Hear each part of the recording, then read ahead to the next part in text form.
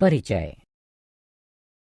अंकिता, जैसा कि हम जानते हैं कि पौधों को पानी की आवश्यकता होती है। विल्टेड पत्तियां फिर से हरी हो जाती हैं जब उनकी जड़ों में पानी डाला जाता है, जिसका मतलब है कि पानी पत्तियों तक ऊपर पहुंच जाता है।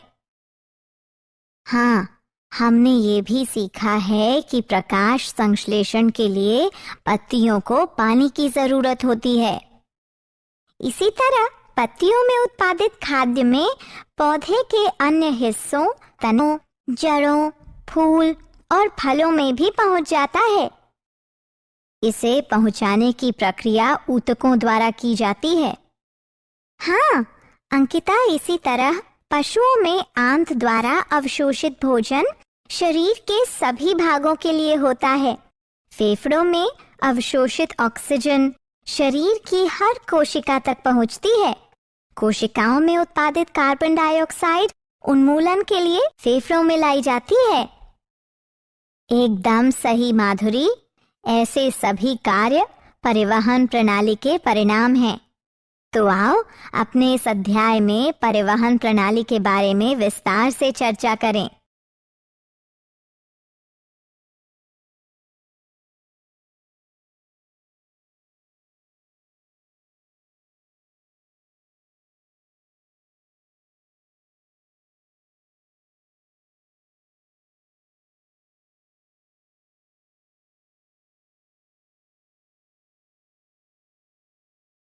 उद्देश्य।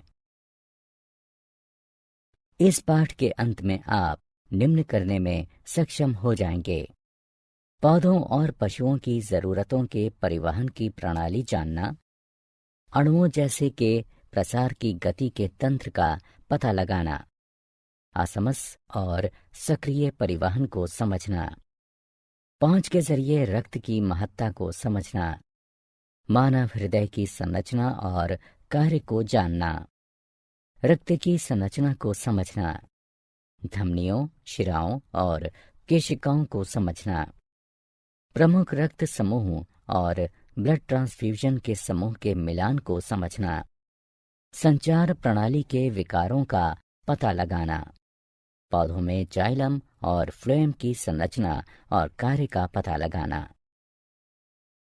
अणुओं की गतियों के लिए तंत्र। अणुओं की गति कोशिका के अंदर या बाहर उसे संक्रमित करती है। कोशिका झिल्ली चुने हुए पदार्थों का पारगम्य है, जिसका अर्थ है कि यह कुछ अणुओं के प्रवेश और निकास की ही अनुमति देता है। अणुओं की गति जगह लेता है प्रसार, आसमस और सक्रिय परिवहन।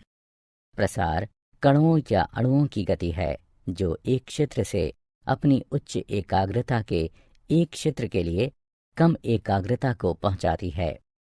उदाहरणार्थ, श्वसन के दौरान फेफड़ों में ऑक्सीजन भरी हवा उच्च रक्त नलिकाओं में एकाग्रता से चलती हैं, जो उनमें ऑक्सीजन की कम एकाग्रता के होने पर गतिशील होती हैं।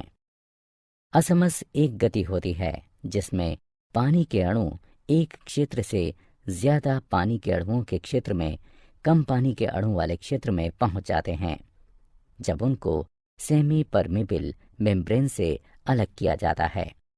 सेमी परमिबल मेम्ब्रेन का अर्थ एक मेम्ब्रेन यानी झिल्ली से है जो कुछ अणुओं जैसे पानी के अणु के माध्यम से गुजारते हैं, लेकिन कुछ अन्य बड़े अणुओं के लिए नहीं।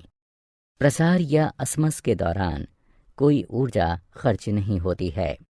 सक्रिय परिवहन अणुओं की गति होती है जो एकाग्रता ढाल के खिलाफ होते हैं, जो ऐसे क्षेत्र से जहां पर एक क्षेत्र से दूसरे क्षेत्र में उच्च एकाग्रता वाली जगह पर पहुंचाता है।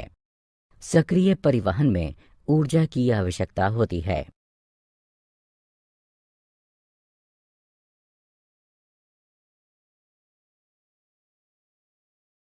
मानव में वहन। अधिकतर पशुओं के शरीर में पदार्थ को रक्त के जरिए एक भाग से दूसरे भाग में ले जाया जाता है। इस प्रकार रक्त परिवहन के लिए ऊतक है और पूरे शरीर में पहुंचता है। रक्त पोषक तत्वों, श्वसन गैसों, हार्मोन्स और बेकार सामग्री को शरीर के एक अंग से दूसरे में पहुंचाता है। संचार प्रणाली में अंग जो रक्त बनाकर पूरे शरीर में प्रसारित होते हैं, मानव संचार प्रणाली में शामिल होते हैं।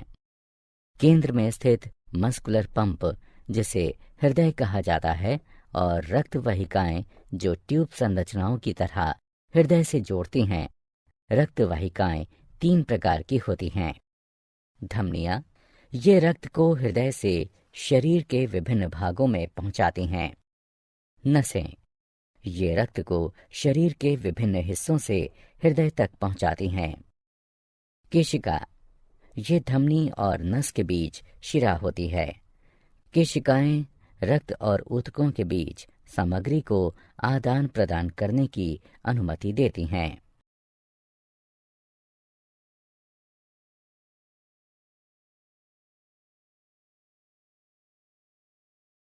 मानव हृदय संरचना। हृदय एक शक्तिशाली मांसपेशियों का अंग होता है जो सीने के ऊपरी भाग में फेफड़ों के बीच होता है। इसमें 4 चैम्बर होते हैं, 2 दाएं और बाएं, एट्रिया, सिंक कोष्ठ, आलिंद भी कहा जाता है इसे, और 2 दाएं और बाएं निलय हैं। हृदय विशेष मांसपेशी कोशिकाओं, जिसे हृदय की मांसपेशी फाइबर भी कहते हैं, जो हमेशा चलती है और बिना आराम किए हमेशा चलती रहती है। संकुचन और विश्राम को 2 धड़कनों के बीच के समय को कहा जाता है, जिसमें वाहिकाएं रक्त को पंप करती हैं। हृदय की धड़कन से शरीर के बाकी सभी अंग उचित तरह से वहन का काम करते हैं। 1 मिनट में सामान्य मानव का हृदय 72 बार धड़कता है।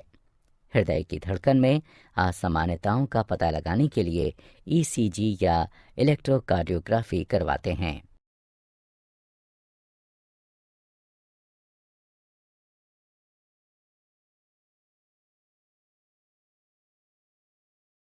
मानव हृदय के कार्य। अशुद्ध रक्त में ऑक्सीजन कम होती है और कार्बन डाइऑक्साइड अधिक होती है, और शुद्ध रक्त में पूर्ण ऑक्सीजन होती है। एक बड़ी नस शिरा नसों के माध्यम से अशुद्ध या विऑक्सीजनित रक्त को शरीर के सभी हिस्सों से इकट्ठा करती है और दायां आलिंद को खाली कर देती है। फेफड़ों से एक ही समय में नस में बायां आलिंद ऑक्सीजन से रक्त लाता है। इस समय हृदय के सभी 4 कक्ष आराम कर रहे होते हैं। फिर कोष्ठ और अशुद्ध रक्त दायां आलिंद से प्रवेश करते हैं और बायां आलिंद से शुद्ध रक्त बाएं निलय में प्रवेश करता है। हृदय के भीतर वाल्व रक्त को वापस बहने से रोकते हैं। अगले निलय काम करते हैं, जबकि कोष्ठ आराम करते हैं। रक्त शुद्ध होने के बाद 2 फुफ्फुस धमनियों के माध्यम से दाएं निलय से फेफड़ों को जाता है। बाएं निलय से ऑक्सीजन से भरपूर रक्त पंप होकर बड़ी धमनी में जाता है, जिसे महाधमनी कहते हैं। यह ऑक्सीजनित रक्त शरीर के सभी हिस्सों में वहन करता है। नसें अशुद्ध रक्त हृदय को लाती हैं और धमनियां उन्हें शुद्ध करके हृदय से दूर ले जाती हैं। लेकिन यहाँ 2 अपवाद हैं। फुफ्फुसीय धमनी अशुद्ध रक्त वहन करती है और फुफ्फुसीय शिरा शुद्ध रक्त वहन करती है। रक्त एक संयोजी ऊतक है जो पूरे शरीर में संचालित होता है।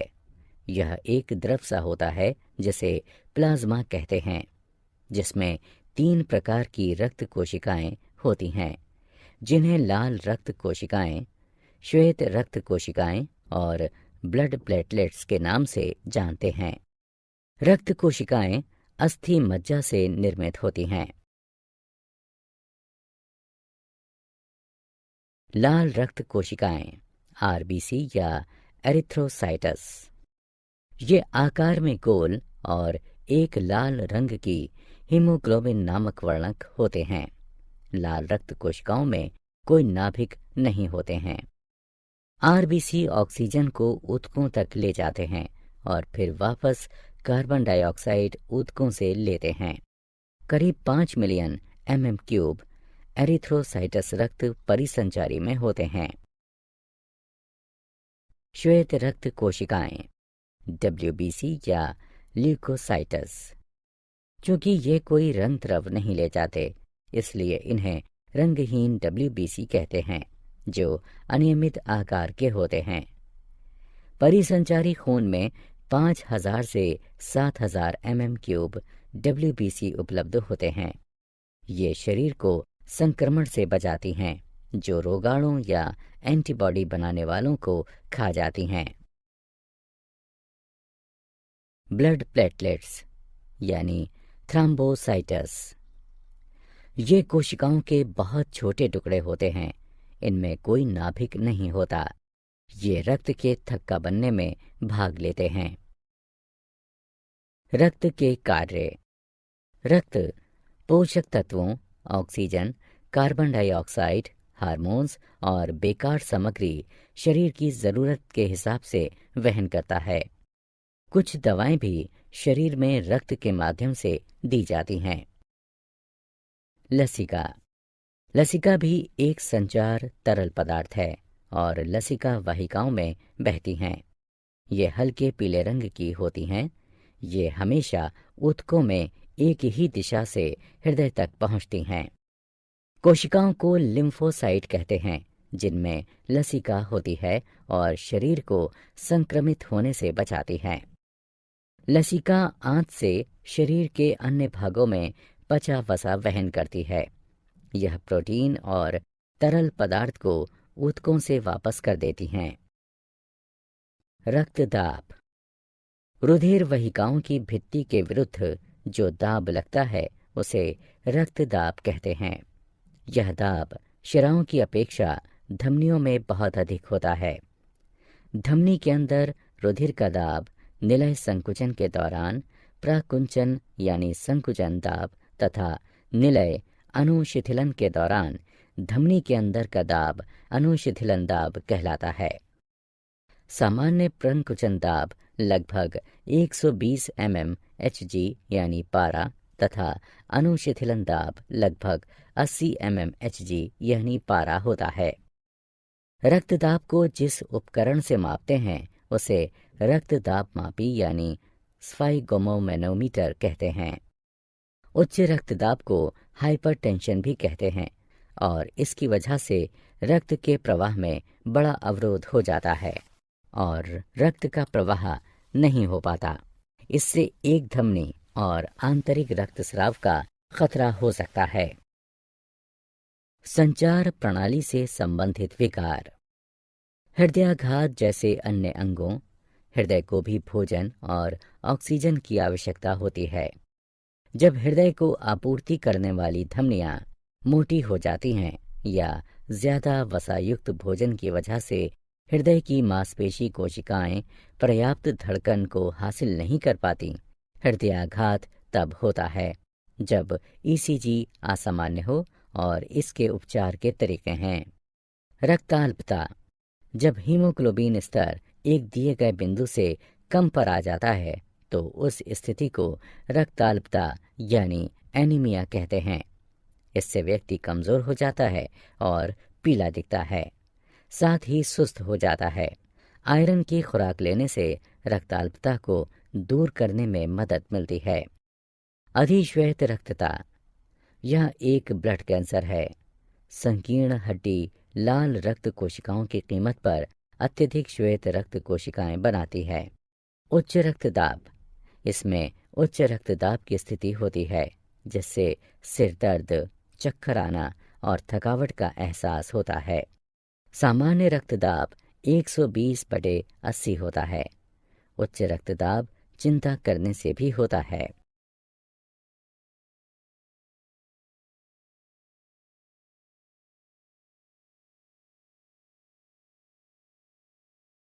पादपों में परिवहन। पानी का परिवहन पादपों की जड़ों को पानी और खनिज मृदा से हासिल होता है। हमने पहले भी सीखा है कि पानी जड़ों से पत्तियों को ऊतकों, जाइलम और फ्लेम द्वारा प्रकाश संश्लेषण की क्रिया से उनकी आवश्यकता की पूर्ति करता है। ट्रेकीट और वाहिकाओं, जो जाइलम की निर्जीव कोशिकाएं होती हैं, पानी को जड़ से लेकर मृदा से पत्तियों तक पहुंचाती हैं। खाद्य सामग्री का परिवहन पादप के अन्य भागों में पत्तियों से पहुंचता है, उसे ट्रांसलोकेशन कहते हैं। यह सामग्री फल, स्टेम या जड़ों में संग्रहित की जा सकती है। जल का परिवहन। पानी और खनिजों को जब ऊंचाई की ओर गुरुत्वाकर्षण के विरुद्ध चढ़ाना होता है तो ऐसा वाष्पोत्सर्जन के द्वारा होता है। वाष्पोत्सर्जन एक प्रक्रिया है जिसमें पानी वाष्प के रूप में पत्ती की सतह से जाता है, जिसे रंध्र कहते हैं। इससे जल अनवरत गति से जड़ के जाइलम में जाता है और जल के स्तंभ का निर्माण करता है। खाद्य और अन्य पदार्थों का परिवहन। खाद्य सामग्री शुगर्स और पत्तियों में संश्लेषित अन्य खाद्य अणु परिवहन फ्लोएम के माध्यम से पादप के अन्य भागों में पहुंचते हैं। चलनी ट्यूब फ्लेम की जीवित कोशिकाएं होती हैं जो भोजन का परिवहन करती हैं। क्रियाकलाप। दो छोटे बर्तन लीजिए जो लगभग एक आकार के हों और दोनों में समान मात्रा की मृदा डालें। हम एक बर्तन में एक पादप को और दूसरे में समान ऊंचाई की छड़ी को अन्य पादप के साथ सुनिश्चित कर देते हैं। दोनों बर्तनों की मृदा को प्लास्टिक की चादर से ढक देते हैं ताकि उनमें किसी भी तरह की नमी वाष्पीकृत न हो सके। दोनों को ढकने के बाद एक में पादप और दूसरे में छड़ी के साथ पादप रखते हैं और फिर दोनों को आधे घंटे के लिए सूर्य की रोशनी में रख देते हैं। पादप वाले बर्तन में पानी की छोटी छोटी बूंदें प्लास्टिक की चादर के अंदर दिखती हैं। ऐसा पत्तियों के पानी और वाष्पोत्सर्जन की ढुलाई के कारण होता है।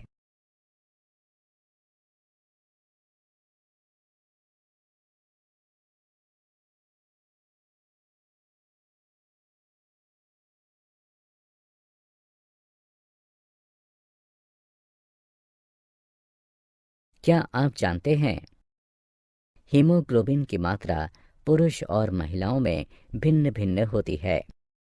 पुरुषों में इसका सामान्य स्तर 14.5 प्लस और माइनस 2 ग्राम प्रतिशत है। महिलाओं में इसका सामान्य स्तर 12 प्लस और माइनस 2 ग्राम प्रतिशत है। मानव में रक्त हृदय के माध्यम से एक पूरे चक्र में 2 बार गुजरता है, इसलिए इसे द्विपरिसंचरण कहते हैं। सिनोआर्ट्रियल यानी SA नोड छोटी मात्रा में विशिष्ट मांसपेशी कोशिकाओं की दीवार के दाएं कोष्ठ में पाया जाता है, जो वीना कावा के निकट खुलता है। ये ऊतक हृदय की धड़कन को संतुलित रखता है। जब यह कार्य विफल हो जाता है तो रोगी के सीने में इलेक्ट्रॉनिक उपकरण यानी पेसमेकर त्यारोपित किया जाता है ताकि उसके हृदय की धड़कन को संतुलित रखा जा सके। सारांश। आइए हमने जो कुछ सीखा है उसे संक्षेप में दोहराएं। कोशिकाओं के अंदर या बाहर अणु की गति प्रसार असमस या सक्रिय परिवहन द्वारा होती है। अधिकतर पशुओं में रक्त का संचार हृदय के माध्यम से होता है और रक्त वाहिकाओं से यह शरीर के अन्य भागों तक पहुंचता है। मानव के हृदय में 4 संभाग हैं, 2 ऊपर कक्ष जिन्हें कोष्ठ कहते हैं और 2 नीचे के कक्ष जिन्हें निलय कहते हैं। केशिकाएं, धमनी और नस के बीच पतली रक्त वाहिकाएं होती हैं। लसिका प्रणाली लसिका वाहिकाओं से बनी होती हैं जो रंगहीन द्रव होता है जिसे लसिका प्रवाह कहा जाता है। पादपों में पानी मृदा से अवशोषित होता है और यह जाइलम वाहिकाओं द्वारा पत्तियों एवं अन्य भागों तक पहुंचता है।